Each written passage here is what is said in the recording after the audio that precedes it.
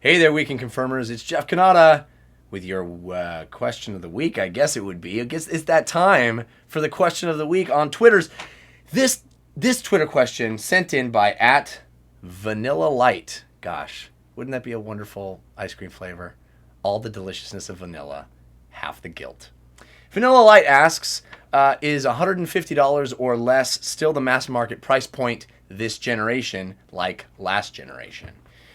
Well, depends on what I think we need to define our terms, because it depends on what you mean by mass market price point. There's an argument to be made that the mass market price point in the era of smartphones and Apple has gone up, because I think Android phones, Apple phones, basic smartphone has become an accessory that every single person has, and those certainly don't need to be $150. People are paying a lot more than that. Now, video games, I think, are perceived as a luxury item in a different way than phones are. Phones, I think, people perceive to be necessity items, and certainly people are willing to pay more to luxuriate in their phone, to luxurize their phone, if you will. But I think that that willingness to pay more for electronics will permeate a little bit into the video game market. Certainly less expensive is going to be better to getting it to more people. And certainly in this economy, a lot of people don't have disposable cash to be able to spend on video game consoles.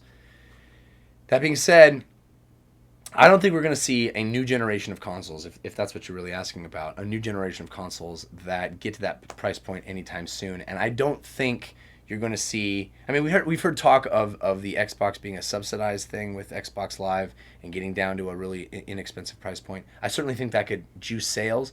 But when we get these new consoles coming out, I don't think you're going to see a Wii U that is as inexpensive as $150. And I mean, I do think that I don't think you're going to see the PS3 going down to $150 anytime soon, and I don't think you're going to see the same kind of bump in sales. $99 now. That, I think, is a much more bumpable price point, and I think that you're seeing that even in the handheld market, that stuff isn't as low as $150. The original DS now, I think, is still $149, right? So I could be wrong about that, but I think that's the case. So, you know, that is the argument to the other side, that the DS certainly has become a mass market device. Certainly, we can all agree, lower price is going to get a device into more people's hands, but I don't think you're going to see the next generation chasing after that price point in the same way, and I think that this generation, it's going to take longer for the consoles to get that inexpensive. So we'll see. But here's to paying less for more, right? I do think subsidizing stuff is really the secret sauce that's going to happen this time that we've never seen before, because the phone market has made it a viable